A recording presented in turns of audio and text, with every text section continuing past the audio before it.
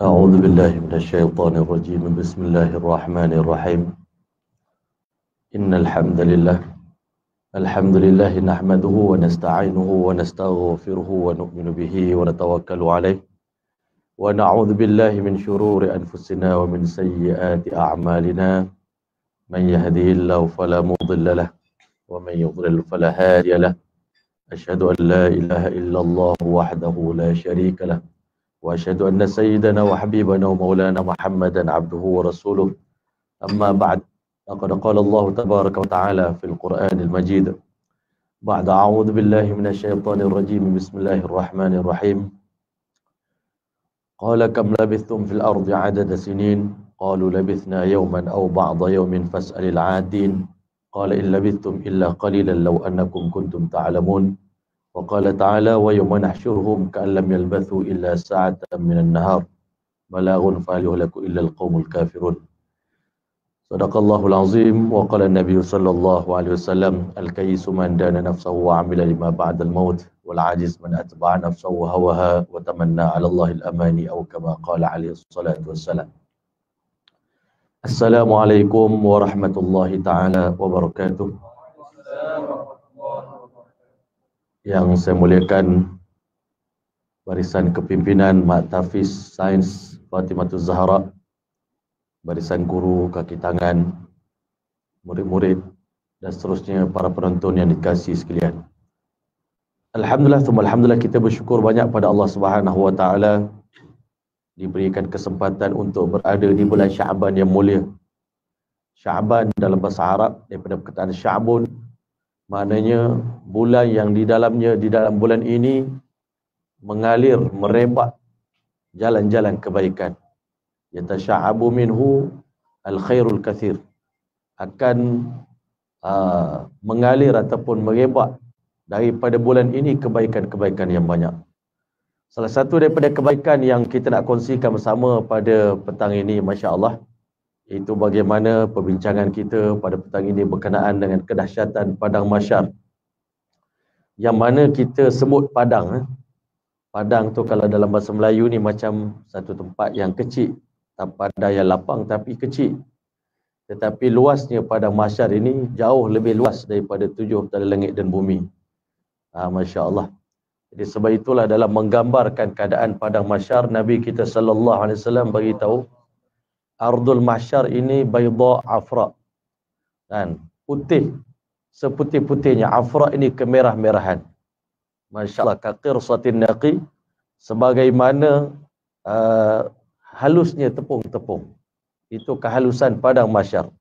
Laisa fiha alamun li ahadin, dan di sana tidak ada bezanya Padang Mahsyar dengan dunia-dunia ini dipenuhi dengan signboard. Papan tanda. Dan orang beritahu ini tanah milik si fulan bin si fulan. Ini tanah kerajaan.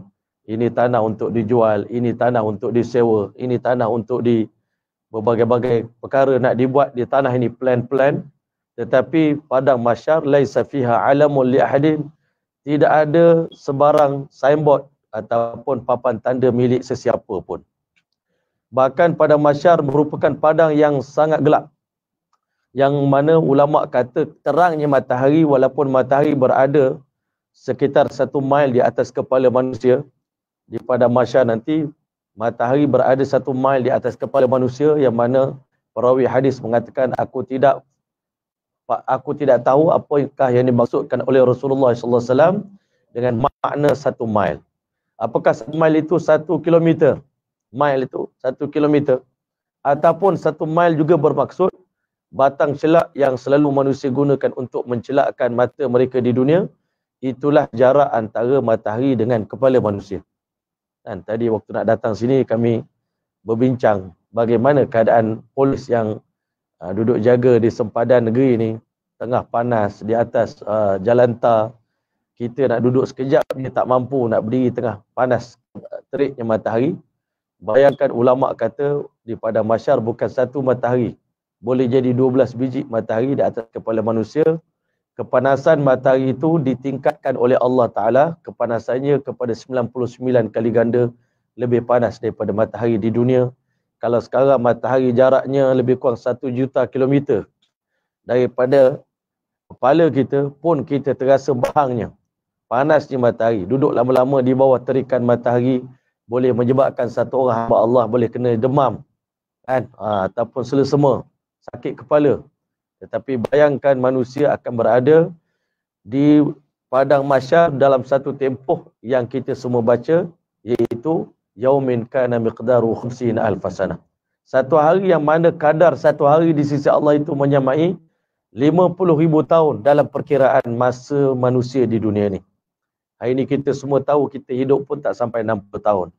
Nak menghabiskan 100 tahun, 1000 tahun, rasanya macam mustahil. Tetapi keberadaan setiap orang manusia di padang mahsyar berbeza satu hal berbeza.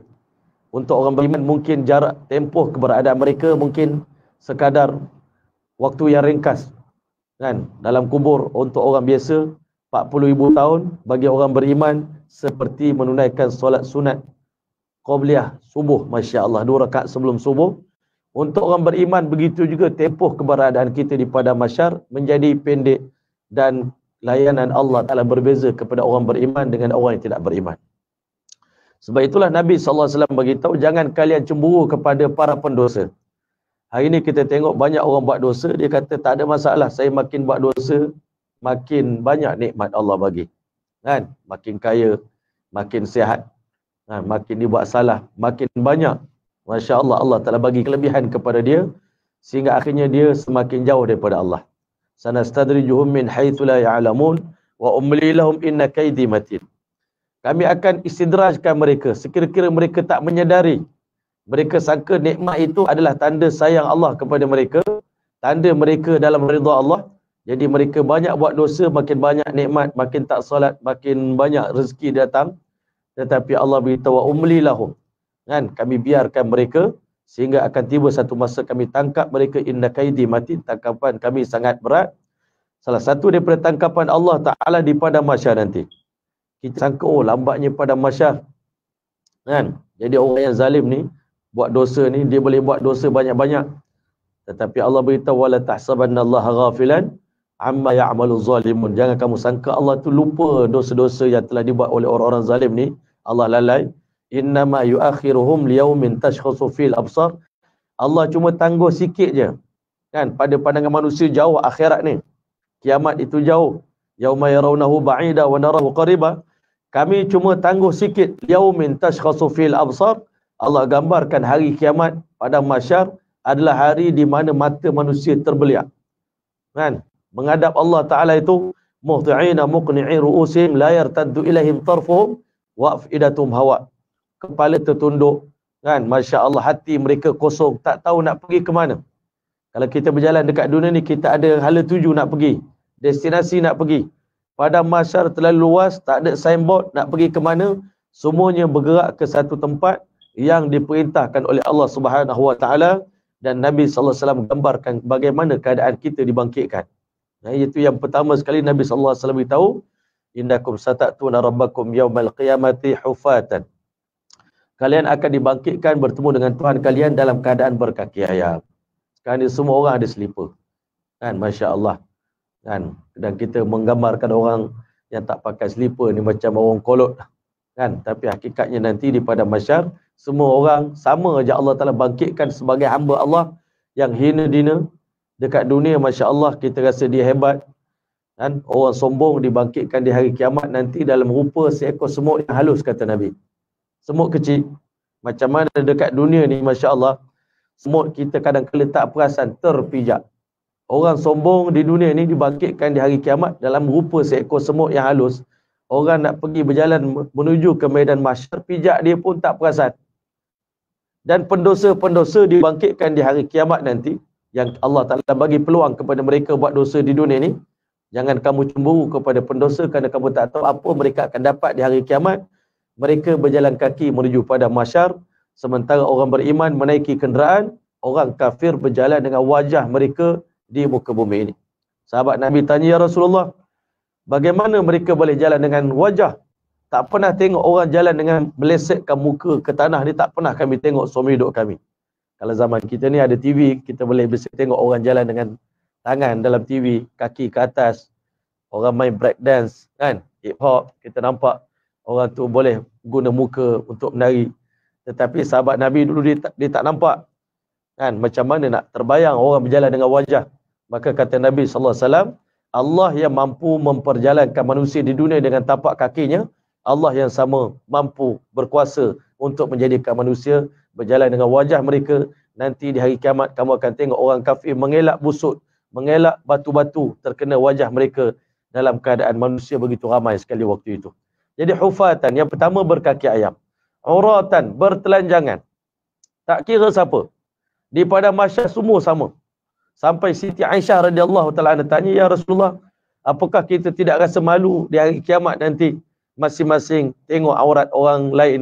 Masya Allah, Nabi SAW beritahu, wahai Aisyah, sesungguhnya keadaan pada mahsyar begitu menakutkan, begitu dahsyat, sehingga setiap orang tak ada masa nak fikir tentang orang lain. Masya Allah, 3 tempat kita akan lupakan insan yang paling kita kasih. Yang pertama sekali, Masya Allah, ketika mana kita semua akan dihisap oleh Allah Subhanahu Wa Taala. Yang kedua, ketika mana amalan kita ditimbang. Dan yang ketiga, ketika mana kita berada di bumi mahsyar ini. Keluar daripada itu kita lupa, tak ingat siapa dah.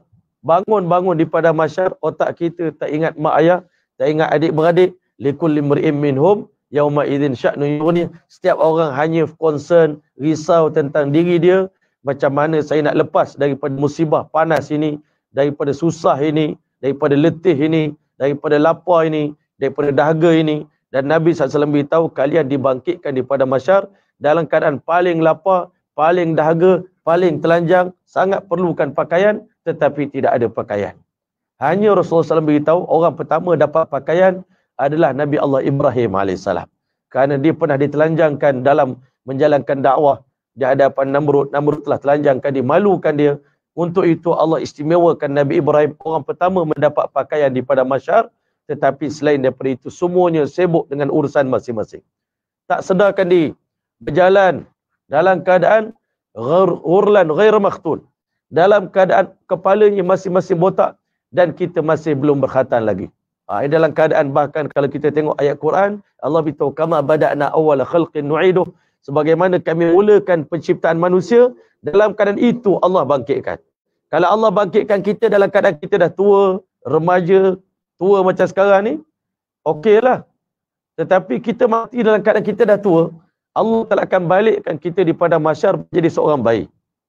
Tetapi bayi yang macam mana?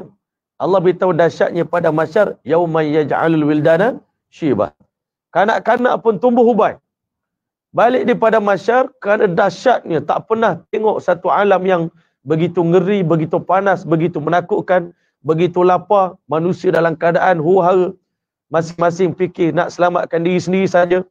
Waktu itu Allah Ta'ala beritahu, dan manusia akan kembali kepada Allah. Yauma la yanfa'u malun wala banun. Hari di mana harta yang banyak tak boleh tolong kita, anak yang ramai sikit pun tidak memberikan kebaikan pada kita, golongan yang ramai, pemimpin yang ada banyak pengikut di dunia ni, sedikit pun sahabat-sahabat, Masya Allah, la yas'alu hamimun hamima, kawan karib tak tanya khabar kawan di sebelah dia, yubassarunahum, pada hari itu saling melihat, nampak ini kawan member aku dulu dekat dunia ni.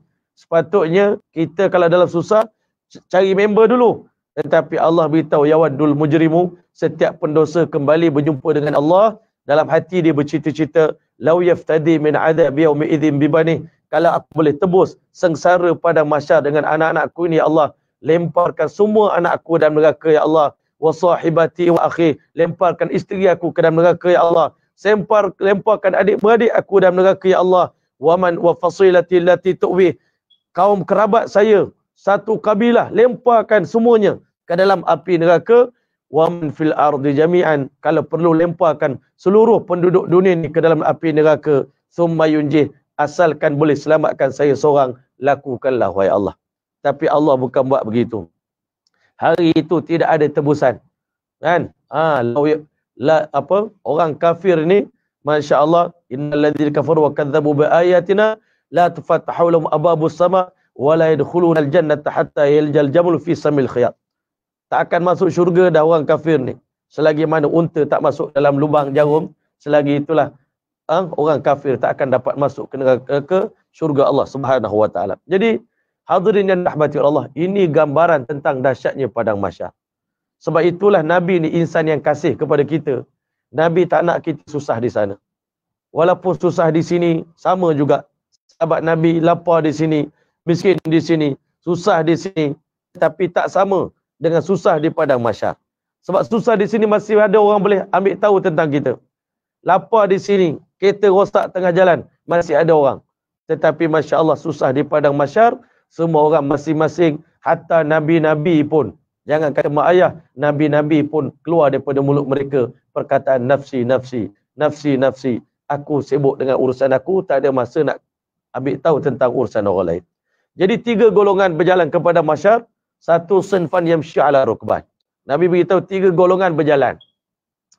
Satu golongan mereka menuju ke medan mahsyar dengan menaiki kenderaan. Ulama kata kenderaan apa? Sebagian ulama menafsirkan itulah binatang-binatang yang kita korbankan di dunia ini pada bulan Hari Raya Haji. Itulah tunggangan bagi orang beriman di padang mahsyar nanti. Kan? Sebab itu digalakkan kita ni masa korban, carilah binatang paling besar, paling sihat, paling kuat. Kerana itu akan menjadi tunggangan kita untuk bergerak menuju ke medan mahsyar. Orang beriman pula Allah Ta'ala beritahu, yauma taral mu'minina wal mu'minat yas'a nuruhum baina aydihim wa biaymanihim busyrakumul yauma jannat. Hari di mana kalian lihat laki-laki mukmin dan wanita mukminah saat mereka berjalan, nur terang benderang di kiri kanan mereka. Allah bagi cahaya. Di padang mahsyar tak ada cahaya melainkan cahaya yang Allah bagi.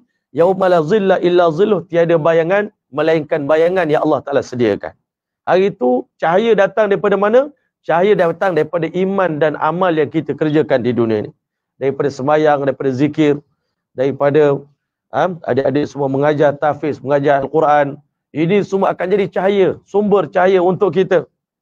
Masya Allah, bahkan dalam ayat lain Allah Ta'ala beritahu pula orang beriman berdoa kepada Allah, Rabbana atmim lana nurana waghfir lana innaka ala kulli syai'in qadir. Ya Allah, jangan padamkan nur kami ini. Kan, ampunkan dosa kami ya Allah. Kami takut tengah berjalan padam lampu, padam cahaya. Kan, tetapi orang munafik pula dinampak orang beriman ada cahaya yang banyak, nak tumpang cahaya. Sebab dekat dunia dia pun ikut, orang beriman pun ikut main-main. Kan, ikut pun main-main, tidak ikhlas, ikut orang beriman. Yauma taral munafiqin wal munafiqat yaquluna rabbana yauma taral wal munafiquna wal munafiqat, yang mana ayat dia? Itu mereka mengatakan unzuru naqtabis min nurikum. Tunggu jalan laju sangat. Hampa jangan jalan laju sangat, deras sangat. Kami nak tumpang cahaya kamu. Boleh tak tumpang? Sebab orang beriman ada cahaya banyak, boleh tumpang jalan belakang. Macam hari ni Masya Allah, kalau ada lampu depan, kereta depan, kita yang tak ada lampu ni pun boleh jalan pelan-pelan. Tapi kalau di jalan laju tinggal kita, habis. Kan? Kita terkial-kial nak cari cahaya. Waktu itu orang beriman jawab apa? Qila rji'u wara'akum faltamisu nura. Kan, kembali ke belakang kamu, iaitu kembali ke dunia. Faltamisu nura, carilah nur di dunia. Rupanya dunia tempat untuk kita mencari cahaya, bukan sekadar bekalan, cahaya untuk kita gunakan lampu ini di padang mahsyar nanti. Kerana alam akhirat, walaupun ada matahari di atas kepala, waktu itu bukan matahari yang menerangkan. Kan? Sebab alam akhirat alam yang berbeza daripada dunia. Dunia ada matahari terang. Akhirat ada matahari pun tak terang. Yang menerangkan alam akhirat adalah nur iman dan nur amal. Maka hadirin dan rahmati oleh Allah sekalian, itu golongan pertama. Dan mereka pun sampai ke tempat mereka. Dan ulama kata, Allah Ta'ala beritahu dalam Al-Quran, kita ni semua akan yauma nahsyurul muttaqina ila rahmani wafda. Hari di mana kami bangkitkan orang muttaqin di pada mahsyar, semuanya berdelegasi, semuanya berjemaah.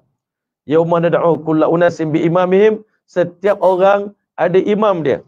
Wa idzan nufusu zuwijat, setiap nyawa dihimpunkan dengan geng-geng dia di dunia.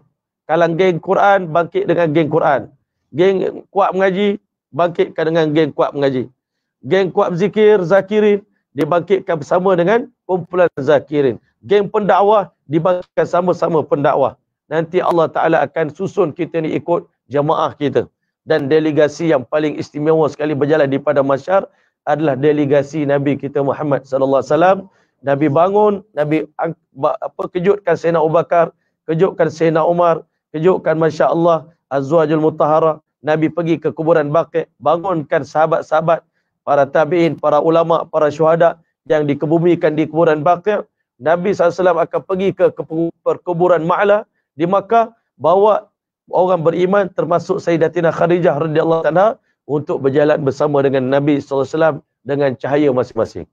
Bayangkan nur daripada sahabat-sahabat, nur daripada Rasulullah SAW berjalan dengan cahaya yang sangat terang, dan delegasi ini tiba di tempat yang ditentukan oleh Allah Subhanahu Wa Taala. Banyak pandangan di mana di mana tempat Allah Taala akan hakimi kita semua. Allah Taala akan hakimkan kita. Hakikat sebenarnya ulama kata segala tempat berkenaan dengan manusia ni di dunia. Akhirat pun di dunia, dunia pun di dunia. Kan?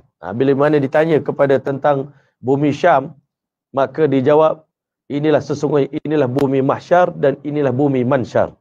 Kan? Mahsyar tempat perhimpunan dan mansyar tempat dibagi-bagikan, distribusi manusia yang akan masuk syurga, manusia akan masuk neraka di bumi Syam. Wallahu a'lam. Kan? Ada pendapat mengatakan bumi Syam adalah bumi mahsyar. Ada pendapat mengatakan tempat lain. Wallahu a'lam, Allah yang tahu. Maka hadirin yang dirahmati Allah, bergerak kumpulan pertama, kumpulan kedua berjalan kaki. Pendosa-pendosa jalan kaki. Berapa ribu tahun, berapa ratus tahun nak sampai, Allah saja yang tahu. Orang kafir berjalan dengan wajah mereka sampai di tempat yang ditentukan oleh Allah Ta'ala. Waktu itu malaikat halau kita, 70,000 malaikat diarahkan untuk halau manusia bergerak. Semua kena berjalan. Maka sampai di tempat yang ditentukan oleh Allah, manusia menanti. Bila Allah Ta'ala nak tajalli, bila Allah nak muncul, bila Allah nak tampil. Kan? Kami ni dah lapar nak menghadap Allah. Satu lapar, satu takut, bimbang, hisab belum dimulakan oleh Allah Subhanahu Wa Taala. Maka setelah sekian lama nanti, wallahu alam berapa ribu tahun tunggu, akhirnya Allah SWT beritahu dalam Quran, waja'a rabbuka wal malaku saffan saffa. Tuhan telah bertajalli. Allah Ta'ala mentajalli dengan satu keadaan yang layak dengan kedudukan Allah, tak boleh digambarkan dengan lidah kita sebab benda ni benda ghaib. Tetapi bila mana Allah Ta'ala bertajalli, dalam ayat yang lain Allah beritahu wa asyraqatil ardu binur rabbiha.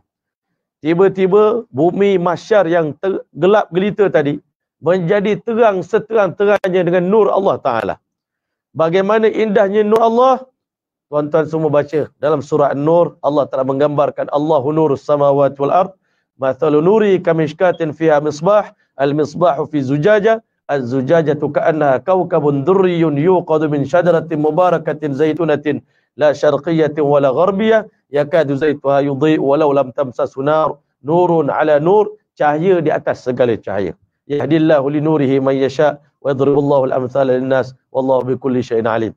Jadi tuan-tuan yang rahmati Allah, itu gambaran nur yang Allah Ta'ala ceritakan kepada kita dalam Al-Quran. Tafsirnya tuan-tuan tahu, terjemahannya tuan-tuan tahu.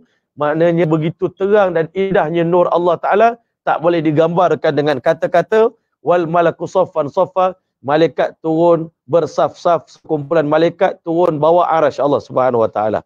Hamalatul arsh, pemikul arash Allah Ta'ala.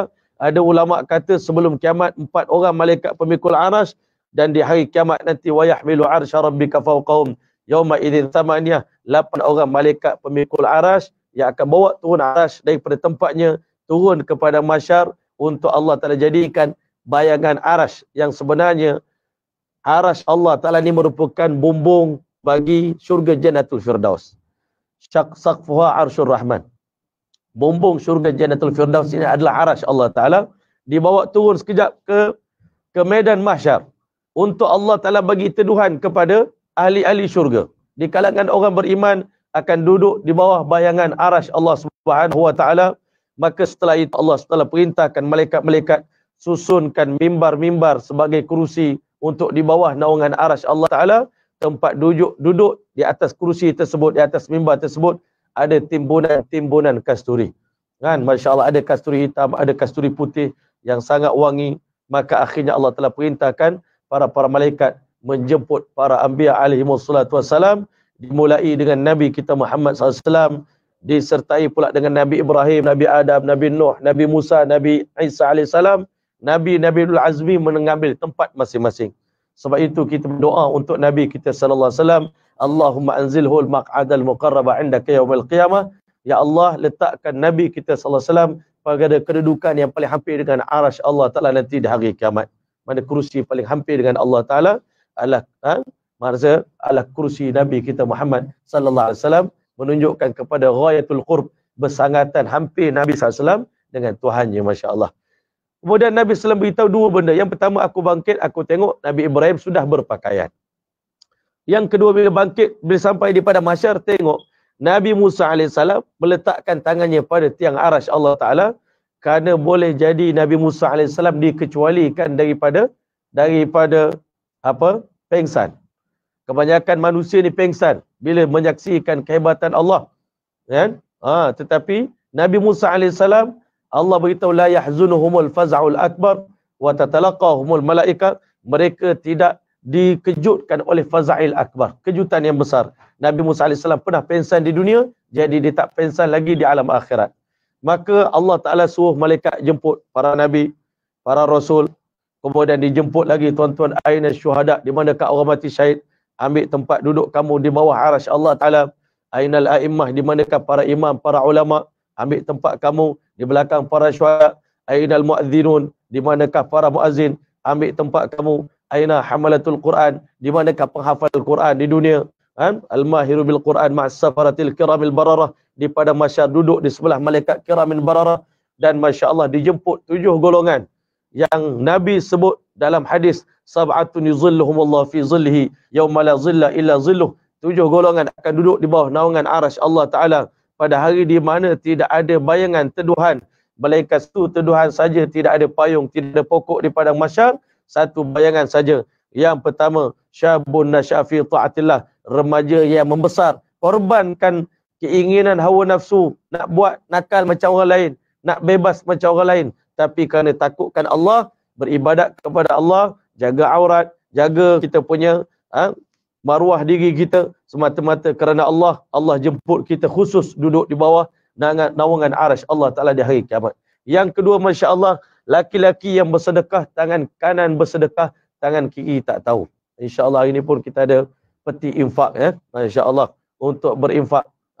Kalau mungkin ada yang nak berinfak untuk mak tahfiz ni, dialu-alukan, tangan kanan memberi, tangan kiri tak tahu. Maknanya begitu banyak berinfak, tak berkira-kira, seluk poket bagi. Ini golongan yang sangat disukai oleh Allah, dapat duduk di bawah teduhan arasy Allah Taala. Yang ketiga, masya-Allah, laki-laki yang mana masya-Allah berkasih sayang semata-mata kerana Allah. Allah SWT tanya, ainal mutahabbuna li jalali, di manakah golongan yang berkasih sayang di dunia semata-mata kerana aku? Al yauma uzilhum fi zilli yauma la zilla illa zilli, hari ini aku akan letakkan mereka di bawah teduhan arasy-Ku. Golongan ni tak banyak ibadat, tak banyak sembahyang sunat, tapi di dunia sangat akrab, kasih sayang kerana Allah Subhanahu Wa Taala. Ini satu amalan yang sangat tinggi nilainya di sisi Allah Taala. Golongan yang ketiga, masya-Allah, laki-laki yang mana zakarallaha khaliyan fafadat ainahu, kan? Laki-laki yang mengingati Allah bersunyi diri seorang-seorang. Bila sebut laki-laki ni automatik, perempuan pun sekali juga. Duduk seorang-seorang berzikir pada Allah sampai mengalir air mata, kan? Kerana takutkan Allah Subhanahu Wa Taala. Yang mana seterusnya, masya-Allah, laki-laki rajulun qalbuhu mu'allaqun bil masajid, laki-laki yang mana hati sanubarinya sentiasa dekat dan rapat dengan masjid, masya-Allah, kan? Ini 5 golongan. Dan hadirin yang dirahmati oleh Allah sekalian, di antaranya lagi adalah golongan yang mana mereka ini, masya-Allah, diajak berzina, digoda oleh wanita cantik, diajak melakukan perzinaan, dia tolak melakukan zina, mengatakan inni akhafullah, aku takut kepada Allah Subhanahu Wa Taala. Dan yang ketujuh saya lupa, selalu ingat hari lupa, apa insya-Allah? Pemimpin yang adil, imamun adilun. Imam adil, pemimpin yang adil, ini nombor 1 sebenarnya. Pemimpin yang adil ni pada kedudukan nombor 1, masya-Allah, Allah jemput pemimpin yang adil duduk setelah semua golongan. Sebenarnya ulama kata bukan bila Nabi sebut 7 tu berarti 7 tu saja. Sebenarnya lebih ramai lagi. Cuma diistimewakan 7 golongan ini dapat duduk diletak di bawah naungan arasy Allah Taala. Bayangkan golongan yang duduk di bawah naungan aras ni betapa bersyukurnya mereka dapat duduk di situ, dan bayangkan betapa kecewanya golongan yang tak dapat duduk di bawah naungan aras ni, maknanya nak menanggung derita 50,000 tahun duduk di bawah terikan matahari dalam keadaan ulama kata di situlah buang air kecil, di situlah buang air besar, tak mandi-mandi 50,000 tahun, tak makan dan tak minum, sehingga dalam hadis Nabi sebut orang kafir begitu kering tekak dia sampai dalam keadaan bunyi. Dalam hadis itu disebut ghain hidup jumpa dengan ghain mati. Bunyi itu dah tak boleh nak bersuara lagi dah. Habis air mata dah menangis, habis dah semua mengharapkan belas kasihan daripada Allah. Allah Ta'ala menzahirkan waktu itu tuan-tuan, Masya Allah, kemurkaan Allah Ta'ala. Tapi terlebih dahulu, Masya Allah, ketika mana Allah Ta'ala tajalli, disebutkan yauma yukshafu an saq, ketika mana berlakunya tajalli saq. Tajalli saq, ulama tafsir mengatakan kita serah pada Allah Subhanahu Wa Taala bagaimana bentuk tajalli. Wa yud'auna ila sujud. Allah Ta'ala perintahkan malaikat mengumumkan sekarang setiap manusia, jin dan para malaikat diperintahkan bersujud kepada Allah. Semua yang hadir di medan mahsyar kena bersujud kepada Allah. Maka waktu itu semua manusia, tak kira semua makhluk ini tunduk, tersembam wajah mereka di hadapan Allah Ta'ala, mensucikan Allah, mentasbihkan Allah. Wa'anatil wujuhu lil hayyil qayyum. Semua wajah-wajah tersembam menghadap Tuhan yang hidup lagi maha menghidupkan. Waktu itulah keluar daripada mulut orang beriman, daripada mulut nabi-nabi, daripada mulut para malaikat, tasbih yang selalu kita baca masa kita bersa'i. Apa dia? Subhanaka ma'abadnaka haqqa ibadatik. Maha suci engkau ya Allah, selama ini di dunia kami belum beribadah dalam erti kata yang sebenar lagi. Masih main-main dalam ibadah dulu di dunia ya Allah. Bila kita bandingkan ibadah kita di dunia dengan kedudukan Allah yang begitu tinggi di pada mahsyar, maka kita rasa ibadat kita ni masih jauh daripada kesempurnaan, masih banyak cacat celanya. Subhanaka ma abadnaka haqqa ibadatik, subhanaka ma syakarnaka haqqa syukrik. Maha suci Allah, kami belum bersyukur lagi selama ini dengan kesyukuran yang sebenar-benarnya, hari ini baru nak bersyukur. Dan yang ketiga, subhanaka ma a'la sya'nuka, maha suci engkau ya Allah, betapa tingginya kedudukanmu ya Allah. Dalam keadaan manusia yang ramai ini bersujud pada Allah, tetapi satu golongan Allah haramkan mereka bersujud pada Allah. Nak sujud, nak turun, pulun, tekan, teran, tak lepas. Tulang belakang mereka dikakukan oleh Allah Ta'ala. Allah Ta'ala memang tak nak golongan ini sujud kepada dia. Maka ditanya kepada mereka, apa dosa kamu di dunia? Wa yud'auna ila sujudi fala yastati'un. Tak mampu nak sujud, tak boleh nak sujud. Nak tunduk, tak boleh. Teran, tak boleh, tak turun kepala dia. Allah beritahu khasyi'atan absaruhum. Pandangan mereka, mata mereka tertunduk malu depan Allah. Ya Allah, kenapa kami diazab begini? Kenapa orang lain boleh sujud, kami tak boleh sujud? Tarhaqum dhillah. Mereka diselubungi oleh kehinaan yang teramat sangat. Apa dosa mereka? Wa kanu yud'auna ila sujudi wa hum salimun. Di dunia dahulu kami panggil muazzin pergi ajak mereka menunaikan azan di masjid. Ajak mereka, panggil mereka, jemput berjemaah di masjid. Mereka berada dalam keadaan aman sejahtera. Tak nak pergi, tak nak menyahut panggilan Allah Ta'ala. Di dunia sombong dengan Allah. Sekarang kami bagi kepada mereka ni apa yang mereka nak. Tak nak sangat sujud pada kami. Hari ini ketika mana semua manusia sujud, kamu tak diizinkan oleh Allah. Orang tak solat, orang yang tidak pergi solat berjemaah, semuanya mereka termasuk dalam amaran ini. Semoga Allah pelihara kita semua. Hadirin dan rahmati Allah sekalian, selesai manusia bersujud pada Allah Ta'ala, di kala itulah tuan-tuan, adik-adik sekalian, Allah Subhanahu Wa Ta'ala, Nabi SAW gambarkan, maka sekumpulan manusia ni tengok Allah ni macam tak ada gaya nak memulakan hisab. Tak ada nampak, tak ada cerita, tak ada communication. Jadi akhirnya dia kata daripada kita tunggu begini, dah berat dah ni keadaan ini, sengsara kita tak dapat dibayangkan, teruk sangat. Orang duduk di bawah naungan aras, untunglah dia orang. Kita ni tak dapat apa, tak ada makanan, tak ada minuman, nak tunggu bila? Orang pertama belum dihisap, bayangkan orang terakhir macam mana nak tunggu. Maka akhirnya sekumpulan manusia ni beramai-ramai bermesyuarat bagi cadangan. Ayo kita merayu siapa-siapa di kalangan manusia ni yang berani berjumpa dengan Allah, menghadap Allah Ta'ala untuk sampaikan satu pesanan, ya Allah, bila nak mulakan hisab.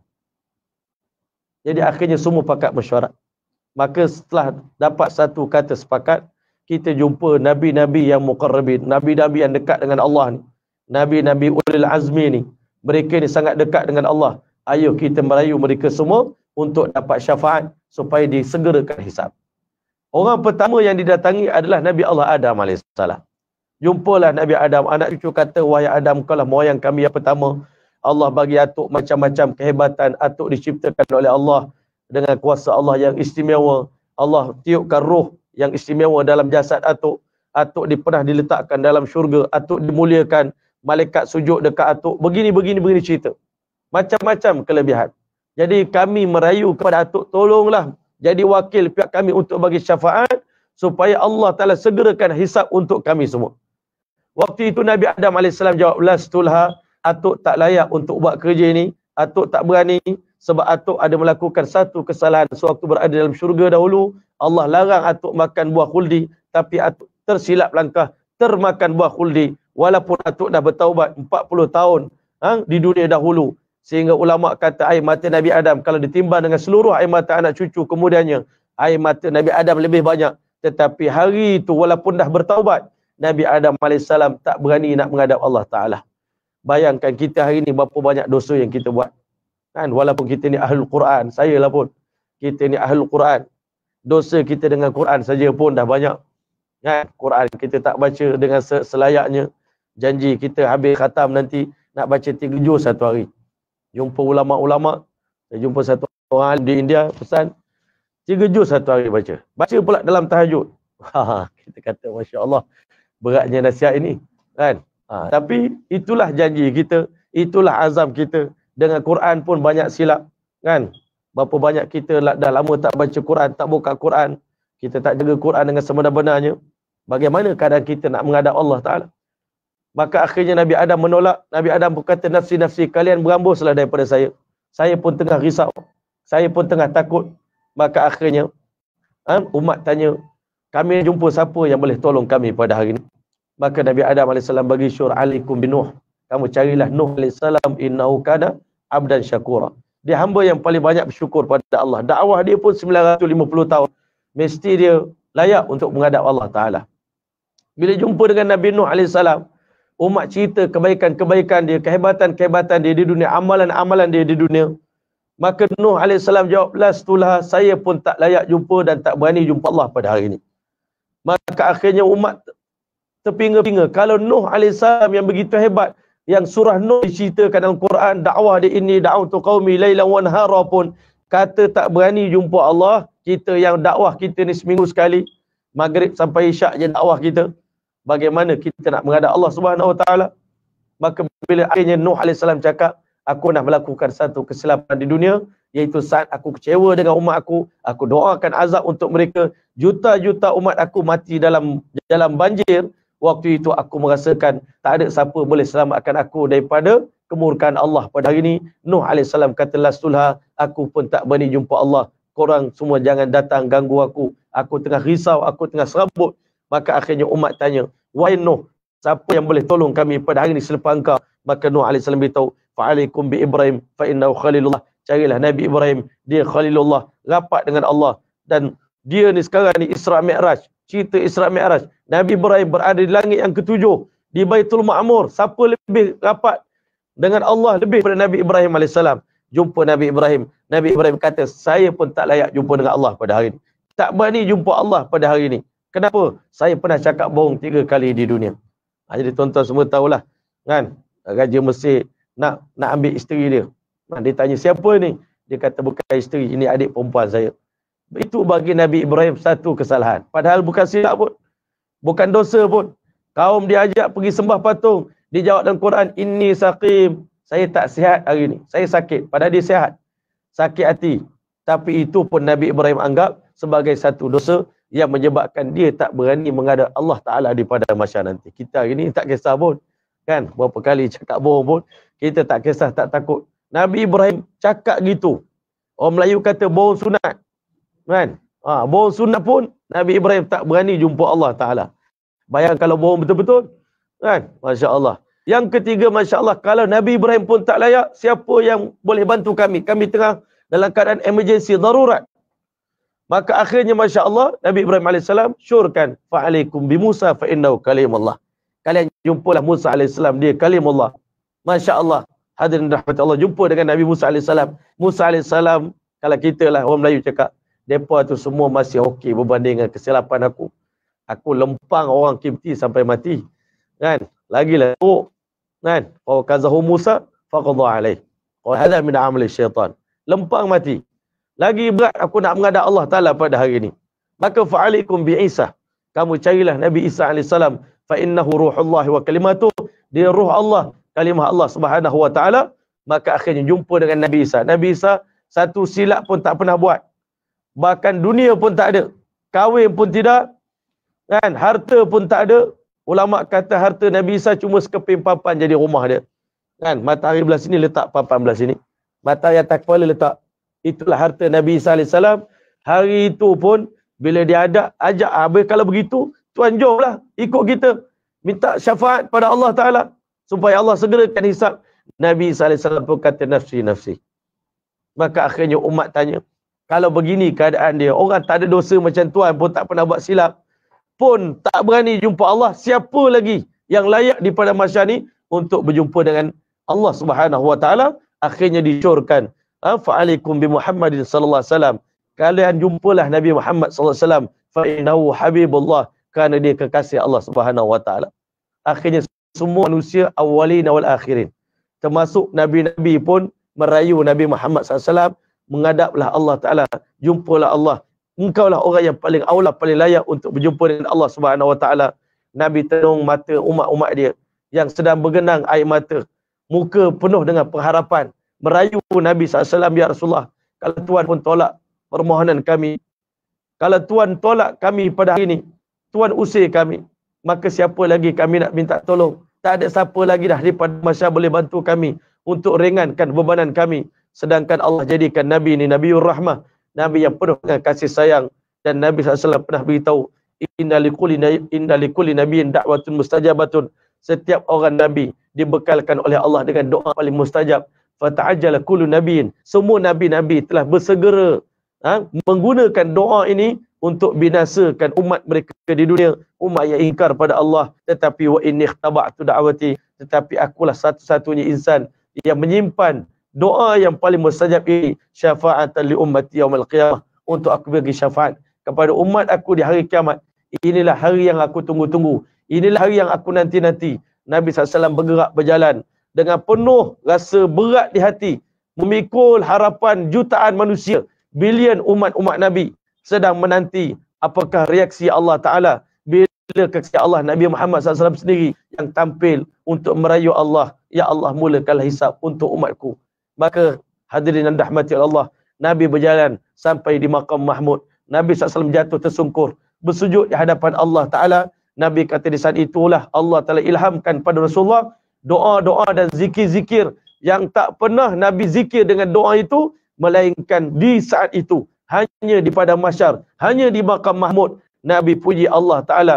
Tiba-tiba Nabi menangis dan begitu kuat dengan teresak-esak. Nabi sebut perkataan, ummati ya Allah, ummati ya Allah, ummati ya Allah. Sehingga ulama beritahu, seakan-akan Allah Ta'ala begitu kesian tengok Rasulullah SAW. Allah Ta'ala begitu kesian tengok Nabi, sehingga kata ulama, Allah Ta'ala mewahyukan kepada Nabi kita sallallahu alaihi wasallam, wahai Muhammad, telah banyak air mata ke engkau tertumpah menangisi umatmu di dunia dahulu.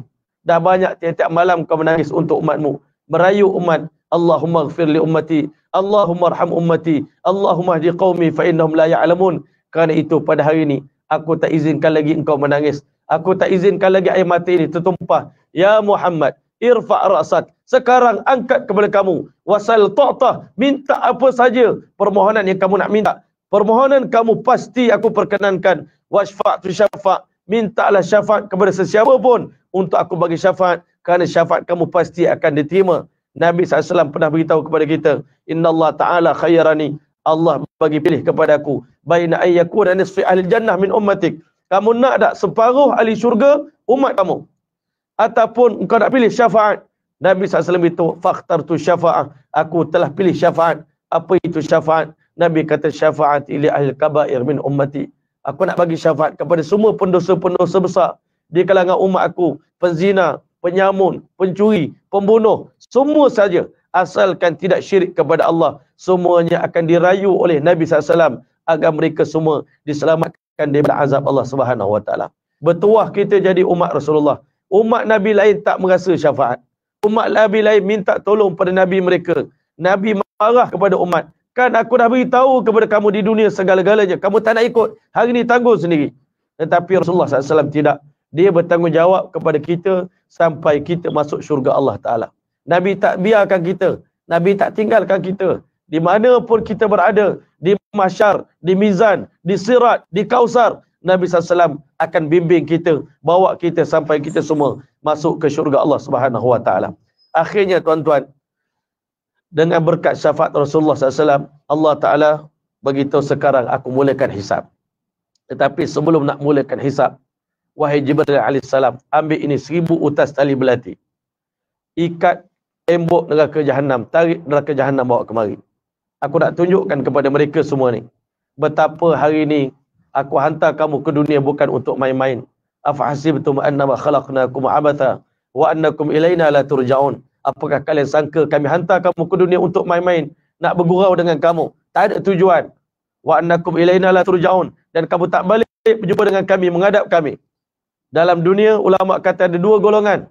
Hidup di dunia, satu golongan, faman kana yarju liqa' rabbih. Hidup di dunia, ada dalam hati dia harapan nak jumpa Allah. Satu golongan, innal ladzina la yarjuna liqa'ana. Golongan yang dalam hati, dalam hidup dia, tak pernah ada impian harapan nak jumpa Allah. Duduk di dunia ni, tak ada niat nak jumpa Allah. Satu golongan, rindu nak jumpa Allah.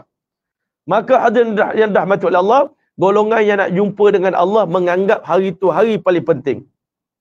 Inni zanantu anni mulaqin hisabiyah. Aku berjaya sebab aku yakin aku akan pasti dihisab oleh Allah Subhanahu Wa Taala. Hari hisab adalah hari yang sangat menakutkan. Kalau kita hari ni ada buat perniagaan, hari audit. Hari audit tu semua orang pening kepala. Mudirnya pening, kaki tangan pun risau, orang kerani pun pening. Kalau silap catat, kan? Masya Allah, kita manusia ni ada hari hisab kita. Malaikat kiraman katibin ni, malaikat apa? Kiraman katibin yang mencatat kita ni duduk pada 2 gigi taring kita ni, Masya Allah. Satu malaikat duduk gigi sini, satu malaikat duduk gigi sini. Setiap patah perkataan kita dicatat oleh malaikat. Kita lupa dah, tak ingat dah. Tetapi Masya Allah, diringkaskan cerita, Allah Ta'ala perintahkan malaikat Jibril bersama dengan malaikat-malaikat lain, tarik bawa main neraka Jahannam ke medan mahsyar. 100 tahun sebelum sampai neraka ke tempat yang dijanjikan oleh Allah, neraka mengaum. Neraka ni garang, beking, ganas, bengis, neraka Jahannam ini. Kita tak pernah tengok, kerana itu kita relax. Sedangkan malaikat ketika jumpa Rasulullah, tak pernah senyum. Nabi tanya, wahai Jibril, kenapa masam muka jumpa saya? Dia kata, bukan saya seorang ya Rasulullah. Sejak Allah Ta'ala ciptakan neraka Jahannam, aku tengok semua malaikat-malaikat di langit dah tidak mampu tersenyum lagi. Begitu menakutkan neraka Jahannam. Ngauman yang pertama menyebabkan semua manusia berlutut dan menggigil, mendoa kepada Allah. Allahumma ajirni minan nar. Ya Allah, selamatkan aku daripada api neraka. Ya Allah, selamatkan aku. Tak tengok neraka lagi, baru dengar suara dia. Ditarik lagi, Masya Allah. Maka pada tarikan yang kedua, neraka mengaum lagi. Neraka waktu diciptakan, keluar suara daripada dia, ilayya ahli, bagi pada aku semua penghuni aku, serahkan sekarang. Maksud itu, Masya Allah, Nabi kata semua malaikat dan juga para Nabi duduk berlutut, Allahumma ajirni minan nar, selamatkan kami ya Allah daripada api neraka. Kali ketiga, neraka mengaum. Waktu itu Nabi beritahu, waktu itu Masya Allah, semua balagatil qulubul hanajir. Kan? Semua hati jantung kita naik sampai ke paras hanajir, kerongkong ini. Begitu naik, begitu gerun mendengar suara neraka Jahannam, dibawa neraka Jahannam di lokasi yang ditentukan oleh Allah. Nabi beritahu tebalnya tembok neraka Jahannam ini 40 tahun perjalanan. Dan dalamnya seketul batu dicampak daripada tebing neraka Jahannam 70 tahun baru sampai ke dasarnya. Itulah neraka yang Allah suruh kita minta perlindungan 7 kali selepas maghrib, Allahumma ajirni minan nar. 7 kali selepas subuh, ya Allah lindungilah aku, bukan diri saya. Qu anfusakum wa ahlikum nara. Jagalah diri kamu dan keluarga kamu daripada api neraka. Maka di saat itulah neraka telah terbentang dan mahkamah diadakan. 3 buah mahkamah. Mahkamah yang berkait dengan hukukullah, hak kita dengan Allah Ta'ala. Sembahyang kita, puasa kita, zakat kita, haji kita, semuanya akan diperiksa oleh Allah. Yang kedua, hukukul ibad, hak kita sesama manusia. Dan yang ketiga, perbicaraan berkenaan dengan kita dengan binatang-binatang yang pernah kita sakiti, yang pernah kita zalimi. Semuanya akan diperhitungkan oleh Allah Subhanahu Wa Taala. Sebelum Allah hisap manusia, Allah panggil binatang dulu. Semua binatang dipanggil dan diambil qisas. Semua binatang di dunia yang kuat, pernah menzalimi, yang lemah, semuanya di hari kiamat nanti yang lemah akan diberikan kekuatan oleh Allah, balas balik. Sehingga akhirnya selepas binatang habis, selesai qisas mereka, Allah beritahu kunu turaba, kalian semua jadi debu. Waktu itu orang kafir bila tengok binatang-binatang jadi debu, yaqulul kafiru ya laitani kuntu turaba, ya Allah, alangkah bertuahnya kalau kami tak jadi manusia di dunia ya Allah, kami jadi debu pun tak apa ya Allah. Sekarang perkataan ini belum keluar di mulut kita, sebab tak nampak lagi betapa dahsyatnya alam akhirat, kita tak keluar. Tapi pada para sahabat yang pandangan mata mereka setiap hari tak pernah lari daripada akhirat, daripada mahsyar, daripada sirat, mereka selalu keluar perkataan, alangkah baiknya kalau aku tak dilahirkan langsung oleh ibu. Alangkah baiknya kalau aku selai bulu roma di badan orang beriman. Sayyidina Abu Bakar walaupun dia orang hebat, dia selalu cakap macam tu. Alangkah baik kalau aku sebatang pokok. Lawaditu anni kuntu syajaratan tu'dad. Nabi sendiri beritahu, alangkah baik kalau Muhammad tak jadi Muhammad pun tak apa, sebatang pokok yang ditebang. Lebih baik daripada kita mengharungi mahsyar, hisab yang sangat menakutkan. Nabi tiap-tiap kali dalam doa Allahumma hasibni hisaban yasira. Sampai Aisyah perasan, tanya Rasulullah, ya Rasulullah, kenapa kerap sangat baca doa ini? Nabi beritahu, wahai Aisyah, dengar sini baik-baik. Fa innahu man nuqishal hisab. Siapa yang Allah tunjuk aku nak hisap orang ni betul-betul, uzziba, pasti dia akan diazab dalam api neraka. Siapa yang dihisap oleh Allah Ta'ala? Hanya yang selamat masuk syurga tanpa hisap saja, tanpa azab yang dikecualikan daripada hisap yang berat ini. Hisaban yasira, ada hisaban asira, hisap yang payah. Maka hadirin yang dirahmati oleh Allah, kan? Maka akhirnya Allah Ta'ala pun setelah binatang-binatang selesai dihisap, maka ada 3 golongan. Yang pertama akan dipanggil oleh Allah Ta'ala untuk mereka ni dihisap, kan, di hadapan sekian makhluk-makhluk yang lain, kan, walaupun disebut hanya satu orang lelaki, tapi mewakili golongan. Yang pertama sekali, Masya Allah, kan, para alim ulama, para qari, para da'i, yang mana di dunia ni mereka beramal bukan kerana Allah, mereka berdakwah bukan kerana Allah, baca Quran bukan kerana Allah, berdakwah berceramah bukan kerana Allah. Yang kerana Allah, yang ikhlas, semua duduk kekal di bawah naungan arsy. Hanya yang tak ikhlas, dan kita pun tak tahu kita termasuk atau tidak, sebab ikhlas ini rahsia Allah. Hati kita boleh berubah pada bila-bila masa saja. Sebab itu kita kena sentiasa takut, risau tentang diri kita. Risau orang lain tu tak apa, tapi diri kita kena lebih. Golongan pertama dipanggil, Allah Ta'ala beritahu pada mereka, bukankah aku bagi nikmat ini dan itu kepada kamu? Nikmat ilmu. Orang lain semua mengaji tak habis, kamu mengaji habis, dapat CJ, dapat tamat, dapat syahadah, dapat begini peluang berceramah, peluang berdakwah. Apa yang kamu buat dengan nikmat yang aku bagi ni? Maka di saat itu manusia menjawab, ya Allah, aku buat begini, pengorbanan kami, cerita pengorbanan kita. Ada masa sampai kita ni pendakwah, nak balik tengok muka anak bini pun tak sempat. Begitu sekali kadang-kadang pengorbanan kita bagi. Tapi waliyazubillah, kalau hati kita terdetik sedikit je kerana makhluk, kerana mencari kemasyhuran, kerana nak palingkan wajah manusia kepada kita, nak dalam majlis kita ramai orang datang duduk, nak ramai follower, maka waliyazubillah, Allah Ta'ala beritahu, kazabtum, kalian semua berdusta.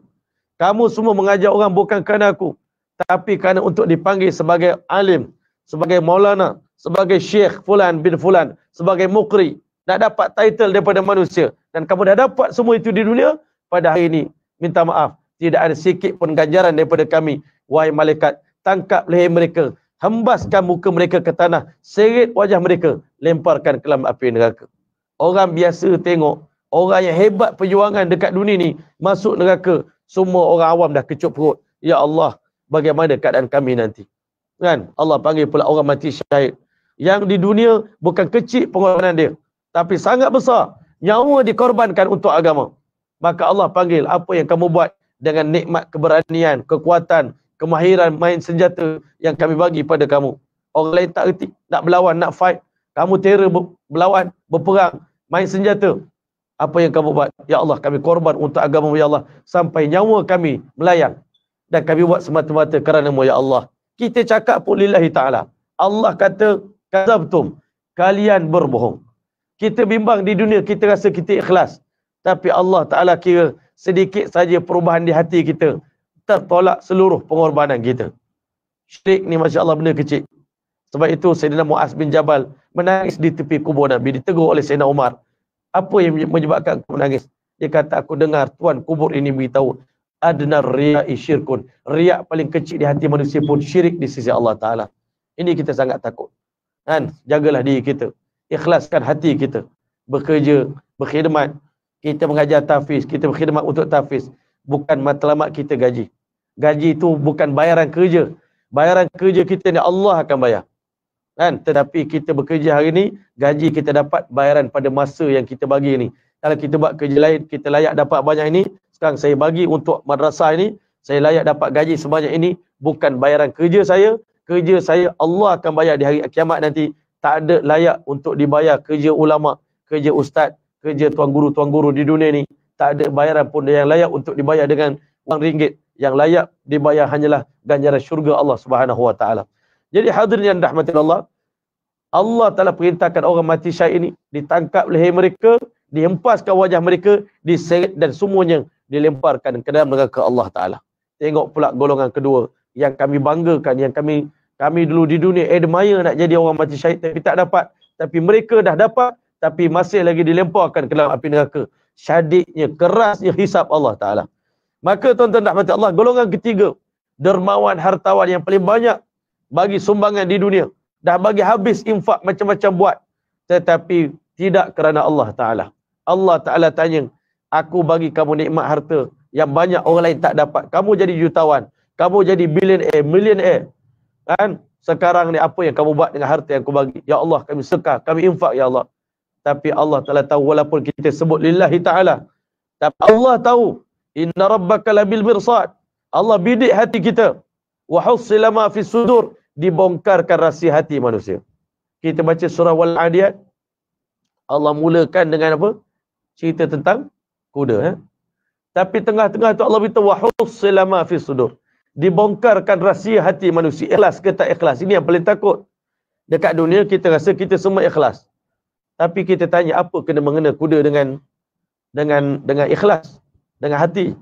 Rupanya bila kita naik kuda, kuda boleh tahu perasaan kita.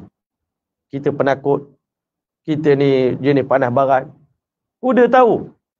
Kalau kuda yang tak berakal ni pun tahu, Allah lagi tahu. Kan? Kuda yang tak berakal tahu, manusia ni, ni orang duduk atas saya ni, tak reti bawa ni. Dia ni tak pandai bawa kuda ni. Orang ni pandai ni. Kuda tahu, orang ni ikhlas ni. Orang ni datang dekat dengan saya ni, dia baik ni. Ini orang datang nak menyakiti saya, kuda tahu. Belum kita sampai, kuda dah tahu. Saya ada bela seekor kuda, 9 ekor kuda. Cerita kuda sikit. Jadi baru ni kami nak hantar dia tu, yang nama Alimanah tu nak hantar ke Kelantan. Nak bagi breeding, nak buat pembakaan. Saya tak beritahu dia, saya nak hantar. Kita manusia, mana cakap kami datang. Tapi pagi-pagi lagi dia dah menangis. Nampak? Kuda tahu. Kita nak buat apa dengan dia, walaupun belum beritahu, dia dah tahu. Rupanya Allah Ta'ala nak buktikan, kalau kuda yang binatang ini pun boleh tahu rahsia hati manusia, Allah lebih kenal kita, Allah Ta'ala lebih tahu apa yang ada dalam hati kita. Wa'alamu anna Allah yahulu bainal mar'i wa qalbih. Allah yang merintangi antara kita dengan hati kita sendiri. Sebab itulah jagalah niat kita masing-masing, ikhlaskan amal kita, wa ma'wiru illa li'abdullaha mukhlishina huddin. Niat kita ni awal sebelum buat, pertengahan waktu kita tengah buat, akhir selepas buat, cek balik niat kita. Kalau kerana Allah, kita alhamdulillah. Tapi kalau kerana makhluk, istighfar banyak-banyak. Azam lain kali saya nak buat betul-betul kerana Allah, sebab peluang ini hanya ada di dunia, dah kembali ke alam akhirat dah tak boleh lagi. Maka akhirnya diringkaskan cerita, Allah Ta'ala tibalah giliran hisab untuk umat Nabi Muhammad sallallahu alaihi wasallam. Nabi beritahu hisab untuk umat Rasulullah ni memakan masa 500 tahun lamanya. 500 tahun bukan pendek ya tuan-tuan. Lama. Habis cerita tadi, dah takut dah. Ini 500 tahun lagi suspend. Lagi menyeramkan. Lagi menakutkan. Masya Allah. Dan Nabi beritahu hisab untuk orang miskin 40 tahun saja. Kita rasa dengar 40 tahun tu macam pendek lah kan. Tapi dekat dunia ni nak sampai umur 40, Masya Allah, lama masa dia. Kan? Banyak pengalaman kita lalui. Lama masa nak habiskan 40 tahun, berdiri saja. 40 tahun, tunggu giliran orang lain. Dekat dunia kita rasa bertuah jadi orang kaya. Tapi bila di padang mahsyar nanti, ya Allah, bertuah jadi orang miskin. Sebab tak lama duduk di padang mahsyar, selesai kerja. Orang kaya, fabaqiya syiddatul hisabi al-aghniya. Kekallah hisab yang paling berat. Allah tanya orang kaya, harta ni dapat daripada mana, duit ini kamu dapat, kamu beli ini, dan bagaimana kamu belanjakan, semuanya ditanya oleh Allah SWT. Dan tiba giliran kita dimasukkan dalam kandang mahkamah Allah Ta'ala. Nabi SAW beritahu, ma minkum illa sayukallimu rabbuh. Tidak ada seorang pun di kalangan kamu melainkan wajib berbicara, bersoal jawab direct dengan Allah. Laisa bainahuma terjemahan. Tidak ada penterjemah di antara kita dengan Allah. Tak ada orang tengah. Sekarang kita dengan hakim, ada orang tengah. Peguam bela, pendakwa raya. Sekarang ni peguam belanya adalah Allah. Kita baca apa dalam Quran, alisallahu biahkamil hakimin. Ketua bagi segala hakim, raja bagi segala hakim, hakim yang paling bijak adalah Allah Ta'ala. Allah Ta'ala tak ambil orang luar ni sebagai pengantara antara kita, kita sendiri jawab. Dan dia akan bagi laporan pada Allah, cerita tentang diri kita ni semua anggota tubuh badan kita, yang mana kata Nabi, anggota pertama akan menceritakan tentang kejahatan yang kita buat ni, dosa kita buat, perut kita sebelah kiri ni. Mulut kita Allah kunci. Al-yawma nakhtimu ala afwahim wa tukallimuna aydihim wa tashhadu arjuluhum bima kanu yaksibun. Kaki mereka belah kiri menjadi saksi terhadap dosa-dosa yang kita buat. Wa ma kuntum tastatirun. Allah Taala beritahu nanti di hari kiamat bila Allah Taala hisab manusia, kulit dia bercakap bagi laporan pada Allah. Wa qalu li juludim lima syaitum alaina. Kenapa korang semua jadi saksi untuk gagalkan aku? Sepatutnya kau tolong aku. Kulit jawab, qalu antaqanallah allazi antaqa kulla syai'. Allah yang bagi kami boleh bercakap, yang mana Allah berkuasa buat segala sesuatu boleh bercakap. Wa wa khalaqakum awwala marrah wa ilaihi turja'un wa ma kuntum tastatirun. Selama-lamanya kamu tak boleh bersembunyi daripada dosa yang kamu buat, dilihat oleh mata kamu. Wala juludukum walakin zanantum annallaha la ya'lamu katsiran mimma ta'malun. Kamu sangka Allah tak tahu, Allah tetap tahu. Itu sangkaan kita. Kita sangka Allah tak tahu. Kita sangka dalam gelap selamat. Kita sangka dalam tempat yang sunyi selamat buat dosa. Sebenarnya tak ada tempat yang selamat di dunia ni. Semuanya ada CCTV Allah Ta'ala. Jadi laisa bainahuma turjuman. Tak ada penterjemah. Fayanzuru ila yamini. Dia tengok belah kanan. Fala yanzur illa ma qaddam. Dia tak tengok apa-apa melainkan amal soleh yang dibuat di dunia. Allah punya sikit sangat sedekah kita. Sikit sangat zikrullah kita. 24 jam, berapa minit zikir pada Allah. Dalam duit kita seumur hidup, berapa sen kita sedekah. Seminggu sekali, RM1 bagi dalam tabung masjid. Allahu Akbar, sikitnya ya Allah. Kan? Pisang standar bagi seminggu sekali. Sikitnya. Ada orang tak bagi langsung. Lagi teruk. Ada orang bagi tapi RM1 je. Allah, RM1 selamat ke daripada api neraka? Lepas tu buat ibadat pula, main-main mengantuk. Sambil-sambil tersenggut-senggut zikir. Baca Quran sambil menguap. Semayang tahajud ngantuk-ngantuk, malas-malas. Tapi bila tengok belah kiri dosa, dosa buat dengan kesungguhan. Buat dengan enjoy bila buat dosa. Bila buat kebaikan, malas-malas. Agak-agak mana yang menang ni? Kan? Mana yang lebih berat? Allahu Akbar. Fa yanzuru tilqa wajhi. Tengok sebelah hadapan wajah dia. Fala yanzuru ila nar. Dia tidak melihat apa-apa melainkan lautan api neraka terbentang di hadapan wajah dia. Waktu itu tuan-tuan, Masya Allah, ittaqun nar walau bisyiqqi tamrah. Nabi kata takutlah kepada api neraka walau dengan bersedekah sebelah biji kurma. Waktu itu tuan-tuan, waktu kita nak dihisap, Allah Ta'ala layankan ya tatayarus suhuf, lembaran-lembaran suhuf yang mencatat buku kita ni, yang mencatat amalan kita ni, dilayangkan oleh Allah daripada bawah arash, yalqahu mansyura, sampai depan kita terus terbuka. Allah Ta'ala beritahu, iqra' kitabak. Baca buku kamu sendiri. Ini bukan buku orang lain, ini buku awak. Jangan lupa, ini semua yang tercatat dalam ni, kan? PNC. private and confidential.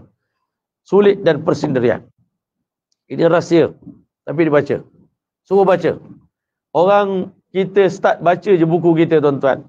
Allah beritahu al-kitab fataral mujrimina mushfiqina mimma fi. Semua orang pakat takut pada isi kandungan dalam tu. Wa yaquluna ya wailatana.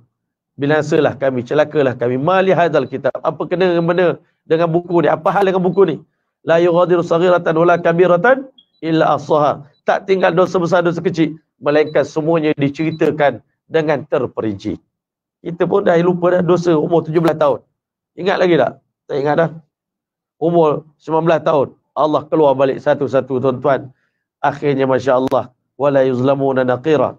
Tak ada siapa akan dizalimi oleh Allah. Walau senipis salut biji korma tu, kalau buat dosa sebesar itu pun, akan tetap juga Allah Ta'ala. Inna in takwith qala habatin min khardalin fatakun fi sakratin aw fi samawati aw fil ardi. Kamu buat dosa di langit, kamu buat dosa dalam batu pun, ya'ti bi Allah. Allah keluarkan nanti di hari kiamat. Allahu Akbar. Beratnya ujian kita. Sebab itu orang yang takut dengan hisab ni, Allahu Akbar. Dia jaga nak bercakap. Nak buat sesuatu pun jaga. Berhati-hati. Takut benda ni, aku boleh ke jawab kalau Allah tanya soalan ini. Sebab itu Nabi masa makan di rumah Abu Ayyub, Nabi menangis. Sahabat Nabi tanya Rasulullah, kenapa tuan menangis? Dia kata, ya Rasulullah, Nabi kata, makanan yang kita makan pada hari ini pun akan dihisap oleh Allah Ta'ala. Sahabat Nabi menangis, ya Rasulullah, kita bukan membazir makanan. Kita tak buang makanan, kita makan tengah lapar. Kenapa kita nak kena hisap? Nabi kata, bukankah Allah beritahu, thumma latus'alunna yawma idzin 'anil na'im. Bukankah nikmat ini ditanya sungguh-sungguh? Latus'alunna. Setiap satu nikmat itu ditanya sungguh-sungguh, diselidik, dikorek oleh Allah Ta'ala. Kadang-kadang kita kalau nikmat itu kita dapat daripada jalan yang salah ataupun salah guna nikmat Allah, tak boleh.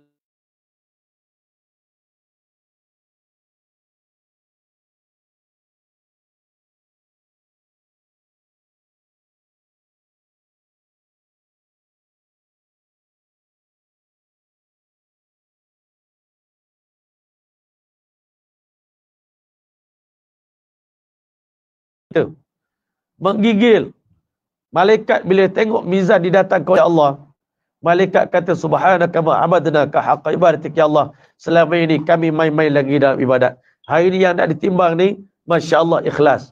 Mujur amalan malaikat tak ditimbang. Mujur yang kena timbang tak amalan manusia. Ditimbang oleh Allah Subhanahu wa taala.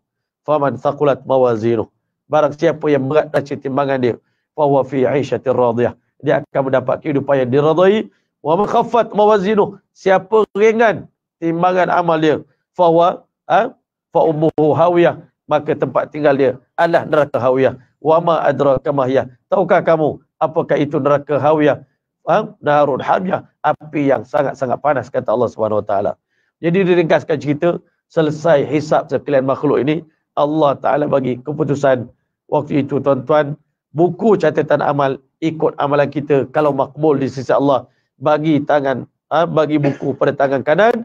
Siapa yang tidak diterima amalan dia oleh Allah Ta'ala, dia ambil. Tapi kalau dapat belah kanan, depan orang ramai, dia beritahu Masya Allah, gembira. Macam budak baru lepas grad universiti, lambung topi dia, Masya Allah. Kan? Masya Allah. Wa amma man utiya kitabahu biyamini, fayaqulu ha'umuqra'u kitabiyah. Tuan-tuan, baca buku saya. Tolong baca. Inni zanantu anni mulaqin hisabiyah fa huwa fi 'aisyatir radiyah. Ada pun orang yang diberikan buku pada tangan kiri, maka dia beritahu, ya laitani lam uta kitabiyah. Alangkah baik kalau aku tak terima buku ni pun tak apa. Walam adri ma hisabiyah. Aku tak tahu apa hisab dia, apa cerita dia. Ya laita kanatil qadiyah. Alangkah baik kalau benda ni dah berlalu. Halaka anni sultaniyah. Kerajaan aku, kesultanan aku pun semua dah habis dah. Ma'aghna anni maliyah, halaka anni sultaniyah. Harta saya tak boleh tolong saya pada hari ini.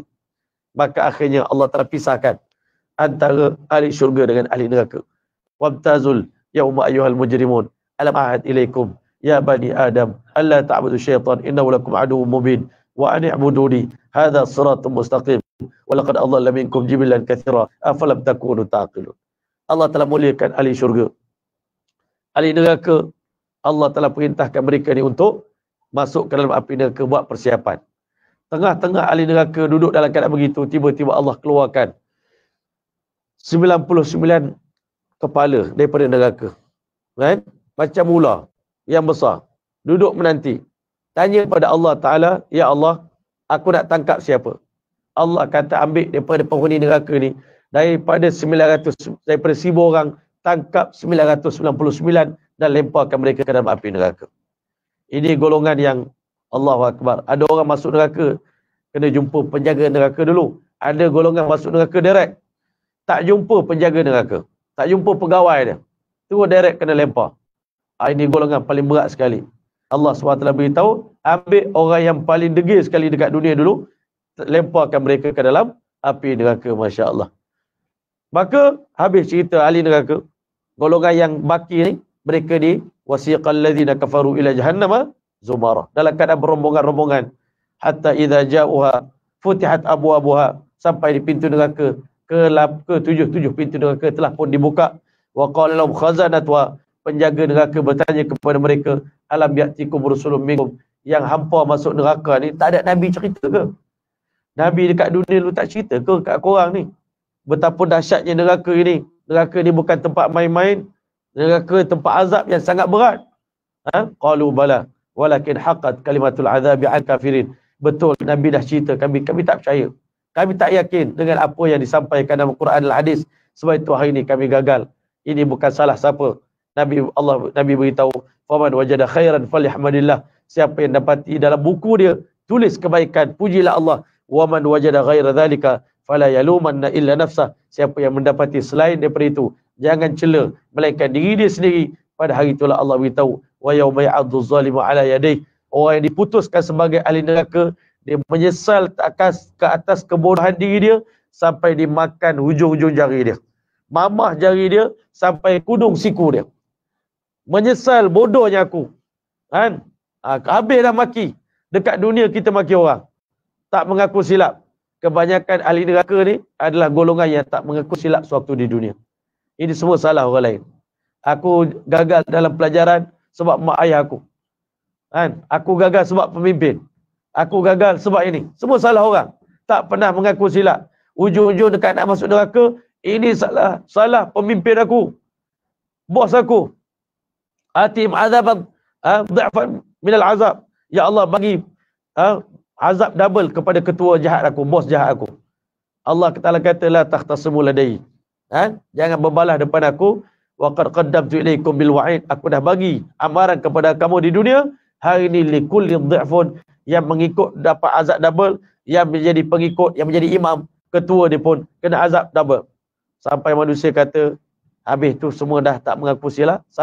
Siapa salah? Sekarang salah syaitan. Aridal ladzina adallana minal jinni wal insi naj'alhuma tahta aqdamina liyakuna minal asfalin. Ya Allah, bagi syaitan yang hasut kami di kalangan jin dan manusia, kami nak jadikan kepala mereka di bawah tapak kaki kami, nak pijak mereka berdua. Waktu itulah ulama kata syaitan bagi khutbah. Ada ulama kata di pada masyar, ada ulama kata dalam neraka syaitan buat ijtima', perhimpunan ahli-ahli neraka, follower dia semua pakat marah dengan iblis. Makin dia marah, makin dia gelak, kan? Makin dia suka. Orang maki hamba dia, lagi dia suka. Maka syaitan kata, kalian tahu tak ini hari apa?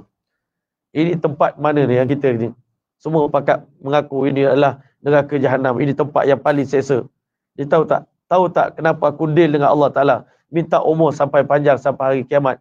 Kerana aku nak tunggu hari ini, hari penyesalan. Aku nak tengok kamu semua, anak-anak Adam yang durhaka, ikut jejak langkah aku. Hari ini kamu semua akan menyesal. Syaitan beritahu, lamma qudal amr, inna Allah wa'adakum wa'adal haq. Allah berjanji pada kamu, semua janji Allah benar belaka.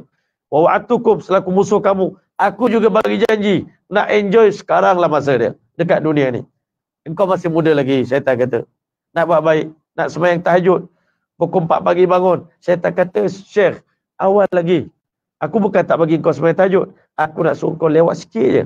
Lewat sikit bangun pukul 6 suku dah. Habis sembahyang tahajud. Syaitan ni kerja dia begitu. Aku pendakwah, kata syaitan. Wa'atukum, aku pun bagi macam-macam janji pada kamu. Fa'akhlaftukum, semua janji aku untuk gagalkan kamu. Kan? Wa ma kana li 'alaikum min sultan. Dekat dunia dulu, aku tak pernah paksa pun kamu ikut aku. Pernah tak syaitan letak mesin gun atas kepala kita? tak ikut aku tembak. Tak ada. Syaitan kata illa an da'utukum, kerja aku berdakwah. Syaitan kata kerja aku berdakwah. Jadi sebagai pendakwah aku ajak kamu fastajabtum li, tapi malahnya engkau dengar cakap aku.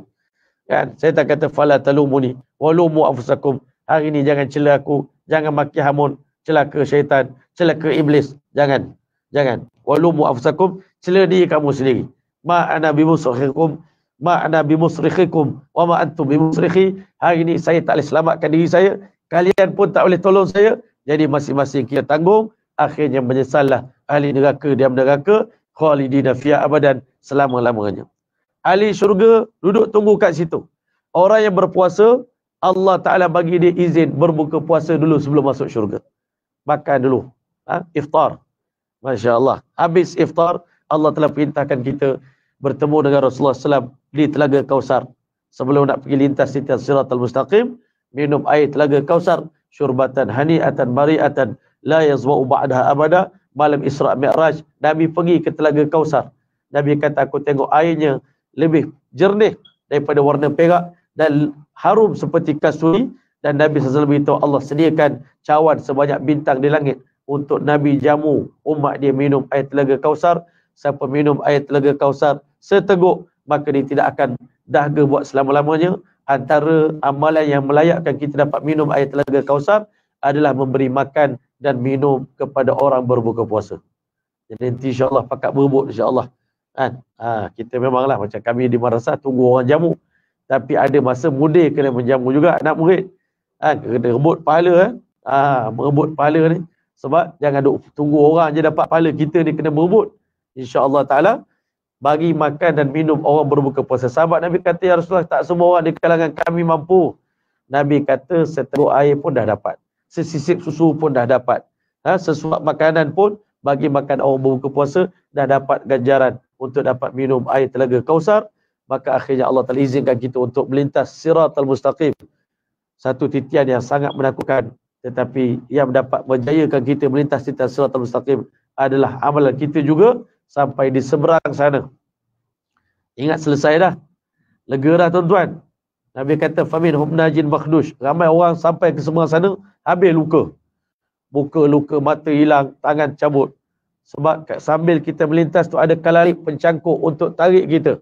Silap-silap, kena kalalip, kena lengan, putus lengan. Ada orang kena pencangkuk dekat perut, ditarik, selamat. Perut terburai. Sampai di sana luka-luka. Masya Allah. Tapi sampai di sana, seberang sana, ada satu benda yang bernama qantarah. Qantarah ni jabatan untuk Allah Ta'ala bagi yang terakhir. Sebelum kita masuk ke neraka, masuk ke syurga, waliyahzubillah, masuk ke syurga, apa-apa dosa yang masih lagi terkekal, melekat pada badan manusia, semuanya di-squeeze, diperah dalam qantarah tadi, diperah dengan kepanasan yang tertentu, sampai tanggal dosa tu. Macam spin, mesti basuh lah. Di-spin, di-squeeze, diperah sampai semua keluar dah. Air-air dah keluar, baru dilepaskan untuk kita pergi ke Nahrul Hayat, sungai kehidupan, iaitu di depan pintu syurga.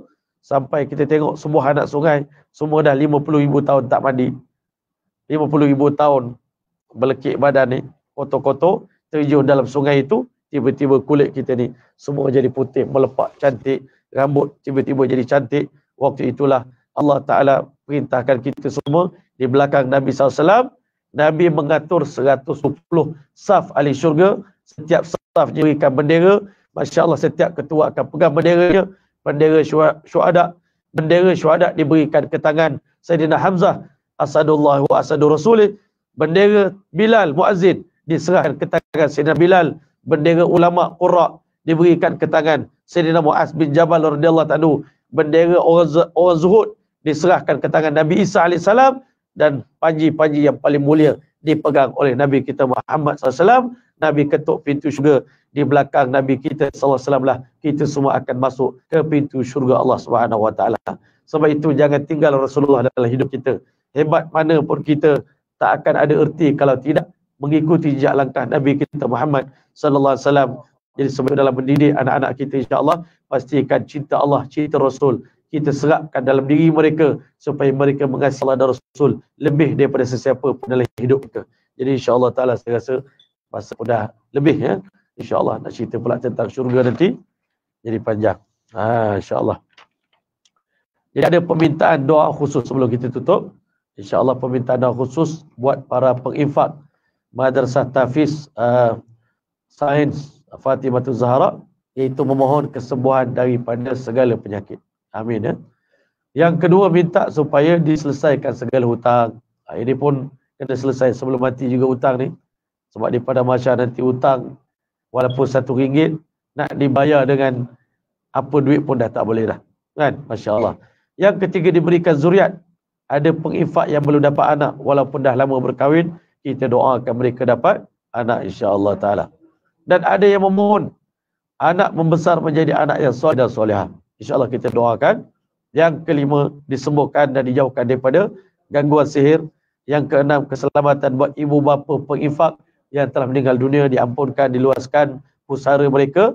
Doa khusus dari Maulana untuk semua penginfak dana pembangunan dan pembelian tanah Madrasah Tahfiz Sains Fatimatul Zahra. Kita doakan semoga doa kita makbul dan sedekah mereka pun diterima oleh Allah, dan Allah terima juga hasrat pengasas Mak Tahfiz ini untuk lihat daripada sini akan lahirnya para hufaz yang akan berbakti kepada agama Allah Subhanahu Wa Taala, dan Allah Taala pelihara keikhlasan kita semua. Saya yang menyampaikan dan juga anda semua, mudah-mudahan kita di akhir zaman termasuk di kalangan para pembantu agama Allah Taala. Amin rabbil alamin. Sekian, auzubillahi minasyaitonir rajim. Bismillahirrahmanirrahim. Alhamdulillahirabbil alamin. Hamdan yuwafi ni'amahu wa yukafi mazidah. Ya Rabbana lakal hamd kama yanbaghi li jalali wajhil karim wa azim sultanik.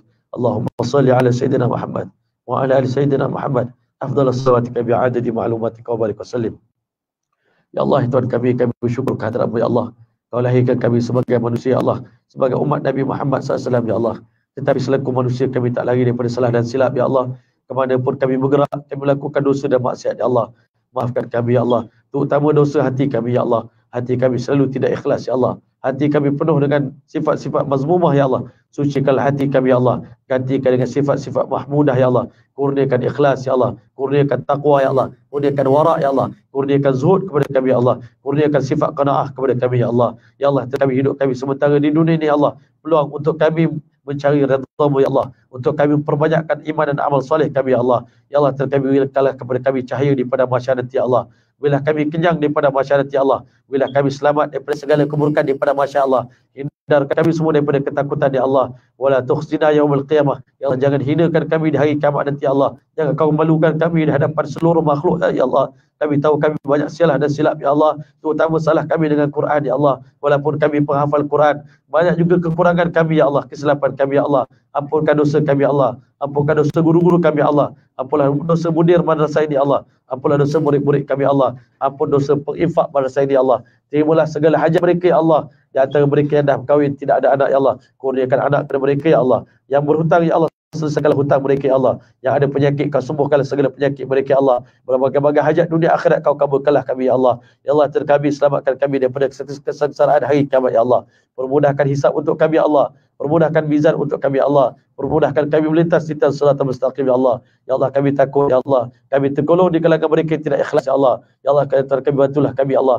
Ikhlaskanlah hati kami ya Allah. Permudahkan perjalanan kami ya Allah. Selamatkan kami, selamatkan anak isteri kami ya Allah. Selamatkan adik-beradik kami ya Allah. Selamatkan ibu bapa kami ya Allah. Selamatkan guru-guru kami ya Allah. Selamatkan masyayikh-masyayikh kami ya Allah. Selamatkan pemimpin-pemimpin kami ya Allah. Selamatkan remaja-remaja kami ya Allah. Selamatkan murid-murid kami ya Allah. Selamatkan setiap orang yang sayang kepada kami, kasih kepada kami ya Allah. Selamatkan kami semua di alam akhirat ya Allah. Ya Allah, terkami hari yang sangat menakutkan ya Allah. Selamatkan kami semua ya Allah. Di sana kami tak tahu keadaan kami nanti ya Allah. Selamatkan kami, bantu kami ya Allah. Hanya rahmat-Mu dan syafaat Nabi-Mu saja kami harapkan ya Allah. Rezekikan kami mendapat syafaat Rasulullah SAW di hari kiamat. Rezekikan kami mendapat syafaat daripada Al-Quran ya Allah. Ya Allah, terkami di dunia kami jaga dia ya Allah. Bila di hari kiamat nanti Quran pula jaga kami ya Allah. Quran selamatkan kami ya Allah. Ya Allah, maafkan kami banyak salah dan silap ya Allah. Seluruh kami mati, ampunkanlah dosa kami ya Allah. Bersihkanlah buku catatan amal kami ya Allah. Gantikan buku catatan kami dengan amal kebaikan ya Allah. Dan gantikan dosa kami dengan pahala ya Allah. Gantikanlah dengan kebaikan ya Allah. Ya Allah, terkami kau kasihanilah kami ya Allah. Padalah kami dengan pandangan rahmat-Mu ya Allah. Kami takut menghadapi penghisaban ya Allah. Kami takut untuk berjumpa dengan Kau ya Allah. Kerana kami tahu kami banyak keburukan ya Allah. Ya Allah, terkami bila kami taufik hidayat seluruh kami mati ya Allah, untuk buat baik sebanyak-banyaknya ya Allah, untuk buat amal kebaikan yang sebesar-besarnya ya Allah, yang seikhlasnya semata-mata kerana ya Allah. Terimalah majlis kami pada petang ini ya Allah, terimalah sumbangan mereka yang menyumbang ya Allah, terimalah pengorban kami semua ya Allah untuk agama ya Allah. Rabbana taqabbal minna innaka antas samiul alim wa tub alaina ya maulana innaka antat tawwabur rahim. Maulana da'u fiha subhanakallahumma wa tahiyyatu fiha salam wa akhiru da'wahum alhamdulillahi rabbil alamin. Taqabbalallahu minkum.